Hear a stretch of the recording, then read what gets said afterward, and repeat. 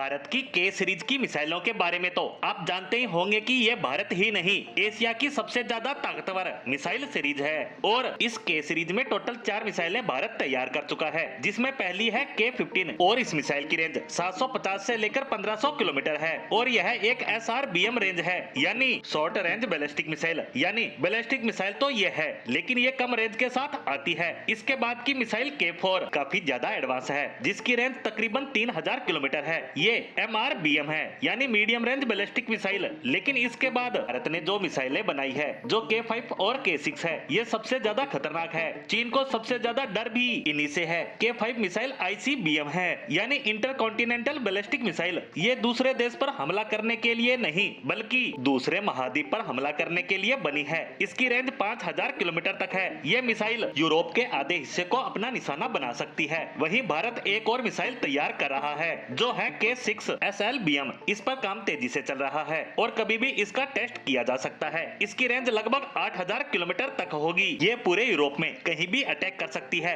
पूरा चीन इसकी रेंज में आता है, इसीलिए इसे आज तक के भारत के इतिहास की सबसे ताकतवर मिसाइल बताया जा रहा है, क्योंकि भारत की अग्नि 5 मिसाइल की रेंज भी इससे काफी कम है। साथ ही यह MIRV कैपेबिलिटी क्षमता के साथ आती है, यानी मिसाइल तो एक है, लेकिन इस पे अलग अलग 10 वारहेड यानी 10 टारगेट पर एक मिसाइल से परमाणु बम से हमला किया जा सकता है। इस एक मिसाइल से अलग अलग देशों पर हमला किया जा सकता है, इसीलिए इसे एशिया की मोस्ट डेंजरस मिसाइल भी कहा जाता है। लेकिन भारत यहीं पर ही रुकने वाला नहीं है, क्योंकि हाल ही में रिपोर्ट निकलकर आई है कि भारत के-7 और के-8 मिसाइलें भी तैयार करना चाहता है। और जब के-6 की टेस्टिंग पूरी हो जाएगी, उसके बाद भारत के-7 और के-8 के काम पर लग जाएगा। अब कुछ लोग कहेंगे कि इसे बनाने की जरूरत कहाँ है, जब हमारे पास पहले से के-6 होगी। ये हमारे लिए तो ओवर पावर होगी। तो मैं आपको बता दूं कि के-7 की पावर के-6 से कहीं ज्यादा होगी। भारत की कोशिश है 10,000 के बैरियर को पार करना। वहीं के-6 के बाद हम के-7 और के-8 इसलिए नहीं बना रहे हैं कि हमें रेंज बढ़ानी है। दरअसल के-7 और के-8 के पीछे कारण है वारहेड ज्यादा बढ़ाना।